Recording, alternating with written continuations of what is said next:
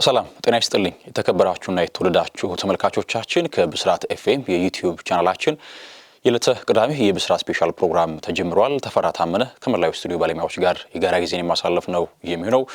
በዕለቱ ቆይታችንም ይበልጥ ደግሞ የዝውውር ቀነ ገደቡ ሊጠናቀቅ እየቀረበ መጥቷል። ክለቦች አሁን የበለጠ የሚሯሯጡበት ክፍተታቸውን ለመሙላት ጥረት የሚያደርጉበት ወቅት ላይ እንገኛለን። እኛም ትላንት ከአመሻሽ ጀምሮ የወጡ የዝውውር ጉዳዮችን ወደ እናንተ ያጋራኋችሁ የጋራ ጊዜን ማሳለፍ ነው የሚሆነው።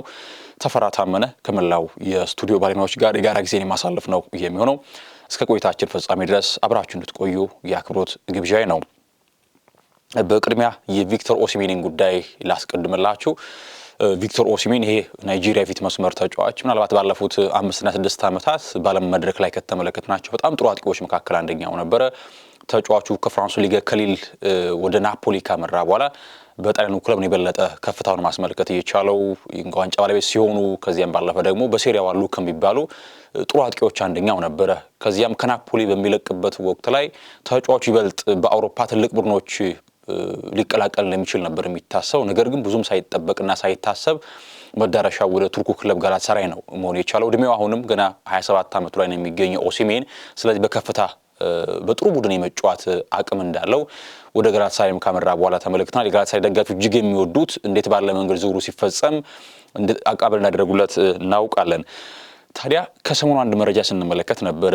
ጋላታሳራዮች ጋብሪኤል ማርቲኔሊን ለማስፈረም ለአርሰናል 38.5 ሚሊዮን ፓውንድ የሚደርስ ገንዘብን ለአርሰናል አቀርበው ነበረ። ከዚያም ባለፈ ኢታን ዋኔሪንም ለማስፈረም ፍላጎት እንዳላቸው ሲገለጽ ነበረ። ታዲያ የአርሰናል ሰዎች የሚቸልም ሆነ በምልመላ ክፍል ላይ የሚሰራው ከዚያም ባለፈ አንድሬ ቤርታም ጥሩ ግንኙነት እንዳላቸው ከጋላታሳራይ ሰዎች ጋር ይነሳል። እናም በማርቲኔሊ ጉዳይ ድርድር ሲያደርጉ አንዳንድ ነገሮችን ተወያይቷል ነው የተባለው። በኦሲሜን ጉዳይ ላይ ፍላጎት እንዳላቸው ተገልጿል። እርግጥ ነው ሚኬል አርቴታ አርሰናሎችም አሁን ትልቁ እቅዳቸው ምንድነው? የቡድኑን የፊት መስመር የማጥቃት ጥንካሬ በጣም ማጠናከር ነው የሚፈልጉት። የመስመር ተጫዋች የሚሆን የፊት መስመር 9 ቁጥር ተጫዋች የሚሆን በጥቅሉ ግን የአርሰናል የማጥቃት ኃይል በደንብ ማደራጀት ማጎልበት ነው ትልቁ ፍላጎታቸው። ታዲያ ይህን እቅዳቸውን ለማሳካት ውስን ተጫዋች ናቸው በገበያው ላይ የሚገኙት። አርቴታም ይሄን የተናገረው እኛን ሊያጠናክሩ የሚችሉ ተጫዋቾች በጣም ጥቂቶች ናቸው የሚል ሐሳብ ሰጥቷል። ከዚህ ቀደም በብዛት ደረጃ ተጫዋቹን ሲያዘዋውር ነበረ አርሰናል። ነገር ግን አሁን አምቢሽኑ በጣም ከፍ ባለ ደረጃ ላይ የተቀመጠ ስለሆነ የቡድኑን ጥራት መጨመር ካልቻለ አንድ ተጫዋች እንዲሁ ለዝውውር ብቻ በሚል ዝውውሮች መፈጸም እንደማይፈልጉ ግልጽ ነው። ስለዚህ የመጀመሪያ ምርጫቸው ሁሊያን አልቫሬዝ ነው። የአርጀንቲና የፊት መስመር ተጫዋች ከአትሌቲኮ ማድሪድ ማስፈረም ፍላጎት አላቸው። ነገር ግን አትሌቲኮች ባይወጣ ደስተኞች ናቸው። የሚወጣ ከሆነም ደግሞ በጣም ከፍ ያለ ገንዘብን ይጠይቃሉ፣ ይፈልጋሉ። ስለዚህ የሁሊያን አልቫሬዝ ጉዳይ ካልተሳካላቸው የኦሲሜንን ጉዳይ ትኩረት ሰጥተው እንደሚሰሩበት መረጃዎች ያሳያሉ። ነገር ግን የክለቡ ፕሬዚዳንት አንድ ሀሳብ ሰጥቷል። ዱርሱን አዝቤክ የጋላታሳራይ ፕሬዚዳንት ናቸው። ኦሲሜንን በተመለከተ በየትኛውም አይነት ገንዘብ መሸጥ አንፈልግም የሚል ሀሳብ ሰጥተዋል። እንደማይሸጥ ተናግረው የትኛውም ገንዘብ ይቀርብልን ቪክተር ኦሲሜንን አንሸጠውም የሚል ሀሳባቸውን ሰጥተዋል። የማይነካ የክለባቸው ተጫዋች መሆኑን ፕሬዚዳንቱ ተናግረዋል። ብዙ ጊዜ ፕሬዚዳንቶች እንደዚህ አይነት ሀሳቦችን ይሰጣሉ። ምናልባት ግን ተጫዋቹ ግፊት ካደረገ ነገሮች መልካቸው ሊቀይሩ ይችላሉ በድንገትና ይህን ሀሳብ ግን እርሳቸው ሰጥተዋል። ቪክተር ኦሲሜን በበኩሉ በዝውውር ጉዳይ ጋር በተገናኘ ለቀረበለት ሀሳብ ትኩረቴ ጠንክሬ መስራት ላይ ብቻ ነው፣ ዋነኛ ስራዬ እኔ ጥሩ መጫወት ብቻ ነው የሚል ሀሳብ ሰጥቷል። የዝውውር መስኮት ሲከፈት ብዙ መረጃዎች ይወጣሉ፣ ይሰማሉ። የኔ ግን ትልቁ ትኩረት ስራዬን መስራት ነው የሚል ሀሳብን ሰጥቷል። እንደሚታወቀው የእርሱ እንግዲህ ወዳጅ የሆነ እንግዲህ አንድ በማህበራዊ ስር ገጽ ላይ ዝውውሩ ምን ነው በተሳካ በሚል ሀሳብ ሰጥቶ ነበረ ስንመለከትም ነበርና ኦሲሜንን በተመለከተ ግን ምንም አሁን አድቫንስ ሊሆኑ ደረጃ ላይ ያልደረሰም ንግግሮችም የሉም። ፕሬዚደንቱ ግን ከክለባቸው መሸጥ እንደማይፈልጉ ሀሳባቸውን ሰጥቷል። ኦሲሜንን በተመለከተ ሌላኛው ትልቁ ጉዳይ ከሰሞኑ የኤንዞ ፈርናንዴሽ ጉዳይ ነው። ኤንዞ በቼልሲ ቤት ባለፉት 2 ዓመት ከግማሽ 2023 ጥር ላይ ነበረ ከቤኔፊካ ውድ ገንዘብ ወጥቶበት ወደ ቼልሲ መምጣት የቻለው። እናም ተጫዋቹ ልቡ ሸፍቷል አሁን ላይ ከቼልሲ በሚሰጣቸው ሀሳቦች። እንዲያውም አንድ ወቅት በሊያም ሮዚነር ወቅት ቅጣትም ደርሶበት ነበረ የጮታ ቅጣት። እናም ተጫዋቹ ወደ ሪያል ማድሪድ ማምራት ፍላጎት እንዳለው ሲነገር ነበረ። አንድ ሀሳብ አሰፈሩ ቼልሲዎች። ምናልባት ተጫዋቹን ማስፈር የሚፈልግ ክለብ ካለ 120 ሚሊዮን ፓውንድ ይዞ እስከ 40 ምሽት ድረስ ማቅረብ አለበት የሚል ሐሳብ አነሱ። ነገር ግን እስከዛች ቀን ድረስ ማንንም ክለብ ጥያቄ ይዞ የመጣ የለም። ቀነ ገደቡ ተጠናቋል። ኤንዞ ፈርናንዴዝ ሽያጭ በተመለከተናም ቸልሲዎች እንደነሱ ሐሳብ ከሆነ ከዚህ በኋላ ለመሸጥ እንደማይፈልጉ ታውቋል። እናም አሁን ላይ ይበልጥ የኤንዞ ሁኔታ በዚያው በቸልሲ የመቆየት እድሉ ሰፊ ይመስላል። በተለይ ደግሞ ከኤንዞ ማሬስካ ጋር ሰርተዋል አብረው በቸልሲ። ስለዚህ አሁን ደግሞ ሲቲዎች ይበልጥ ቲጃኒ ሬንደርስ ተስማምቷል ወደ አልቃዲሲያ ለማምራት። ሮድሪም አሁን ላይ በደንብ ወደ ባርሳ የመዘዋወሩ ጉዳይ የሚቀር አይመስልም። እናም ይህንን ተከትሎ ከሁለቱ ሽያጮች የሚያገኘውን ገንዘብ ለኤንዞ ፈርናንዴዝ ወጪ ያውለዋል ተብሎ ሲታሰብ ነበረ። ነገር ግን አሁን ላይ የኤንዞ ጉዳይ በቸልሲ የመቆየቱ ጉዳይ እርግጥ እየሆነ የመጣ ይመስላል። ምክንያቱም ያሰፈሩት ቀነ ገደብ አልቋል። ትናንት ነበረ ቀነ ገደቡ ምሽት ላይ። እስከ ምሽት ግን የትኛውም ክለብ ጥያቄን ይዞ ወደ ቸልሲ ደጅ የመጣ ማንኛውም ክለብ የለም ማለት ነው። ሌላኛው የሚነሳው ጉዳይ ከብሬንትፎርድ ጋር በተያያዘ አንድ መረጃ ላንሳላችሁ። ብሬንትፎርዶች የ18 ዓመቱን ተጫዋች ለማስፈረም መስማማታቸው ተገልጿል። አማካይ ስፍራ ተጫዋች ነው። ዳርዊን ጓጓ ይሰኛል። ኢንዲፔንደንት ዴል ይሄ እንደ ሞሴስ ካይሴዶ የመሳሰሉ ተጫዋቾች ያደጉበት ቡድን ነው ኢንዲፔንደንት ዴል ቫሌ። እናም የኢኳዶራዊ ተጫዋች ወደ አውሮፓ እንግዲህ ስቴጅ ደግሞ ከፍ ያለ ደረጃ ለመጫወት ተስማምቷል። እድሜው 18 ነው። እናም ብሬንትፎርዶች ተስማምቷል ይህንን የ18 ዓመት ኢኳዶራዊ ተጫዋች ለማስፈረም በቀጣይ እናም በብሬንትፎርድ እንደምንመለከተው ዘገባዎች እየወጡ ይገኛሉ። ኩቲ ሮሜሮ ዝውውሩን አጠናቋል። ተጫዋቹ ወደ አትሌቲኮ ዲ ማድሪድ ለመዘዋወር መስማማቱ ዘገባዎች ሲወጡ ነበረ። እናም ውሉን ፈርሟል። የ5 ዓመት ኮንትራት መፈራረሙን የተገለጸው የ40 ሚሊዮን ዩሮ ፓኬጅ ይወጣበታል። ተጫዋቹ 40 ሚሊዮን ዩሮ ገንዘብ እንደሚከፍል አትሌቲኮ ማድሪድ ለቶተንሃም ይጠበቃል። ከዚያም ባለፈው ወደፊት ደግሞ የአትሌቲኮ ማድሪዶች ተጫዋቹን የሚሸጡት ከሆነ 15% ሴለን ክሎዝ አለ። ከሽያጩ 15% ያገኛል ቶተንሃም ወደፊት ከተሸጠ አትሌቲኮች ከሸጡት ማለት ነው። በዚህ መንገድ መረጃዎች ወጥቷል። ሊቨርፑልን በተመለከተ ሊቨርፑል አሁንም በተለይ ፊት መስመሩ በደንብ መጠገን ያስፈልገዋል። የቀይ መስመርም ሆነ የግራ መስመር ይበልጥ ደግሞ የቀይ መስመሩ ከሞሳላህ መልቀቅ በኋላ ምንም አይነት ዝውውሮችን አልፈጸመም በዚያ ስፍራ ላይ። ስለዚህ የቀይ መስመሩ ላይ ራሱን ማደስ አለበት ሊቨርፑል። የሚነሱ ስሞች አሉ። ኮዲ ጋክፖ አሁን እንደውም በግል ጉዳዮች ሳይስማማ አይቀርም የሚል ዘገባዎችን ስመለከት ነበረ።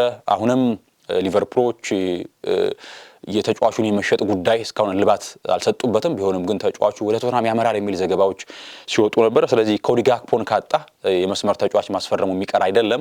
እርግጥ ነው አስቀድሞም ብራድሊ ባርኮላ ለማስፈረም ከፔዥ ጋር ድርድር ጀምሯል። እስካሁን ድረስ ግን አልተስማሙም። ምናልባትም ፔዥዎች ኋላ ላይ ያነሷዋለው ዝውውሮችን እየፈጸሙ ስለሚገኙ መልቀቁ አይቀርም። ባለፈውም በነበረው የሱፐር ካፕ ጨዋታ ላይ ምንም አይነት የጨዋታ ደቂቃን አላገኘም ነበረ። ነገር ግን ሊቨርፑል በቀኝም ሆነ በግራ መስመር ላይ ዝውውሮች እንደሚፈጽም ከወዲሁ ዘገባዎች እያመላከቱ ይገኛሉ። ፓሪስ ሰን ጀርማን ላንሳላችሁ። እንግዲህ ፓሪስ ሰን ጀርማን ባለፉት 2 ዓመታት የአውሮፓው ንጉስ ክለብ ነው። ምክንያቱም የአውሮፓ ቻምፒየንስ ሊግ ዋንጫ ለተከታታይ 2 ዓመታት ማሳካቱ ይታወቃል።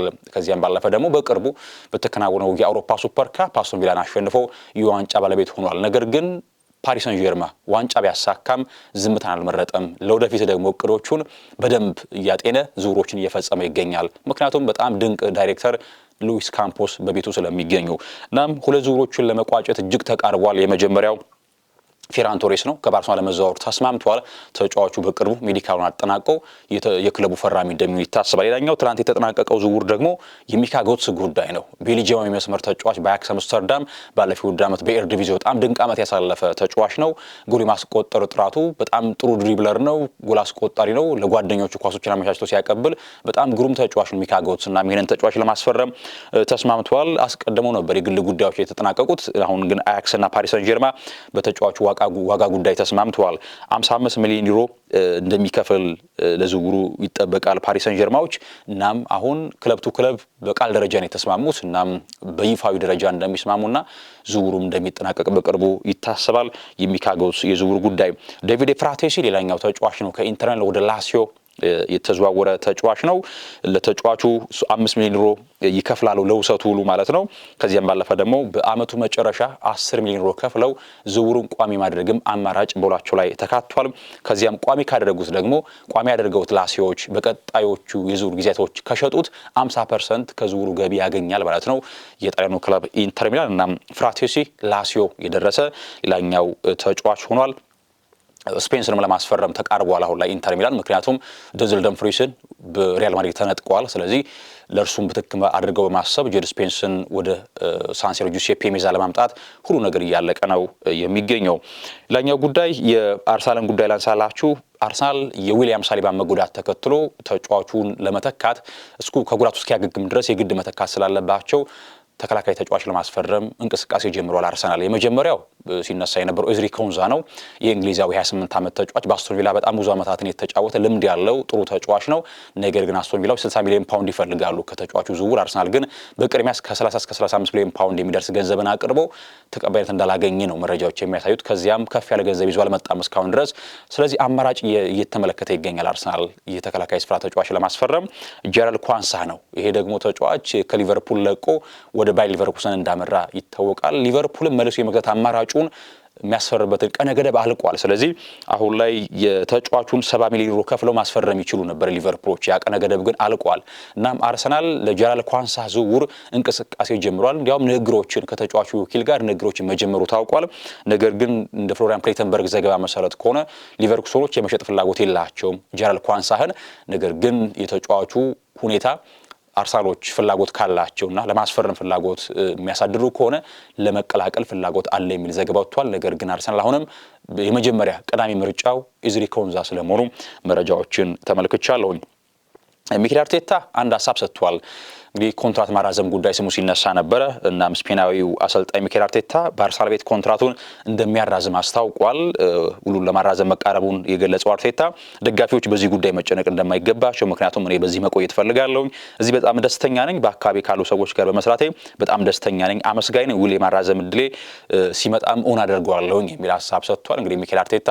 ከ2 ዓመታት ጥበቃ በኋላ አርሰናል ዋንጫ ሲያሳካ እጅግ አስፈላጊው ሰው ነበር እና በኤምሬትስ ስለመቆየት እንደተቃረበ ሚኬል አርቴታ ሐሳቡን ሰጥቷል ሌሎች ለቱን የተሰሙ የዙር ጉዳዮችን ልጥቀስላችሁ የመጀመሪያው ጉዳይ የዳንኤል ሙኖዝን ጉዳይ በተመለከተ ነው ከሙኖዝ ጋር በተገናኘ ኤቨርተኖች ፍላጎት አላቸው ሙኖዝን ለማስፈረም እናም ለተጫዋቹ እስከ 25 ሚሊዮን ፓውንድ የሚደርስ ገንዘብን ክሪስታል ፓላሶች እንደሚፈልጉ መረጃዎች ያሳያሉ ኮሞ በደንብ በሚገባ ራሳቸውን ያጠናከሩ ነው የሚገኙት አሁን ደግሞ ፊት መስመር ተጫዋች ለማስፈረም እቅድ አላቸው ፊት መስመር ላይ እንደነ ባቶሪና እንደነ ኒኮፓዚ መሳሰሉ በጣም ጥሩ ተጫዋቾች አሏቸው እናም ኮሞች አሁን ደግሞ እቅዳቸው ሊያም ዴላፕን ለማስፈረም ነው ተብሏል ከቸልሲ የተጫዋች ኬፒሲዎች ታውን ወደ ቸልሲ ከመጣ በኋላ ጥሩ ነገር ተጠብቆበት ነበር ነገር ግን በታሰበው ልክ መድመቅ አልቻለም እናም ኮሞች እሱ ለማስፈረም ፍላጎት አላቸው ምናልባት ቸልሲዎች ከልጁ ዝውውር እስከ 55 ሚሊዮን ፓውንድ እንደሚፈልጉም ዘገባዎች ያሳያሉ እንደሚታወቀው ትሪቫ ቻሎባህን ከቸልሲ አስፈርመዋል ኮሞች አሁን ደግሞ ሌላኛውን ተጫዋች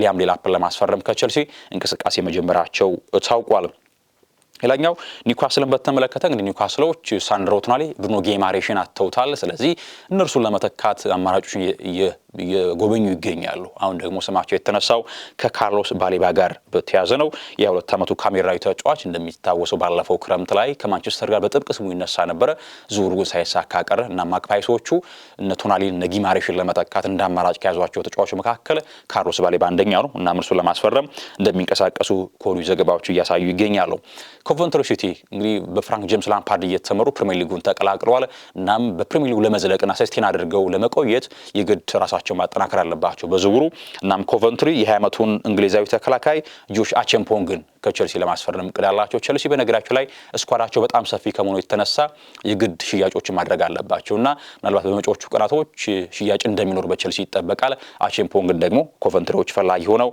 የመጡበት አጋጣሚ ያለው ጋብሪኤል ጄሱስን በተመለከተ ተጫዋቹ ወደ ናፖሊ ነገሮች በደንብ እየቀረቡ እንዳሉ ዘገባዎች ያሳያሉ 29 ዓመቱ ብራዚላዊ ከክለቡ ጋር እንደሚለያይ ይጠበቃል እና ከ18 እስከ 20 ሚሊዮን ዩሮ የሚደርስ ገንዘብ ወጪ ተደርጎበት ወደ ኔፕልስ እንደሚያቀና መረጃዎች ያሳያሉ ሌላኛው የሚነሳው ጉዳይ ቶተንሃም በተመለከተ ነው ቶተንሃም በንቃት በዙሩ የተሳተፈ የሚገኝ እንግሊዝ ቡድን ነው ጥሩ ዙሮችንም ፈጽሟል እናም በቀጣይ ደግሞ እቅዳቸው ፊት መስመራቸውን ማጠናከር ነው ሳቪኒዮ ባለፈው ክረምትን በጣም ስሙ ይነሳ ነበር ከቶተንሃም ጋር እናም አሁን ላይ የሳቪኒዮ ጉዳይ መዳረሻው ቶተንሃም ሳይሆን አይቀርም የሚል ዘገባዎች ይወጡ ይገኛሉ እናም እንደ ኢቭኒንግ ስታንዳርድ ዘገባ መሰረት ከሆነ ደግሞ አሁን ተገቢ ገንዘብ ለማቅረብ ለሳቪኒዮ ቶተንሃሞች እቅድ አላቸው ነው የተባለው እና በመጪዎቹ ቀናቶች ምናልባት አዲስ ዜና ቶተንሃምና ሳቪኒዮን በተመለከተ ልናደምጥ እንደምንችል የስታንዳርድ ዘገባ እያመላከተ ነው የሚገኘው ለለቱ የነበረን ቆይታ ይህን ይመስል ነበር ተመልካቾቻችን ተፈራ ታመነ ከመላው የስቱዲዮ ባለሙያዎች ጋር የጋራ ዜና አሳልፌያለሁኝ ብሩህ ጊዜን ተመኘው።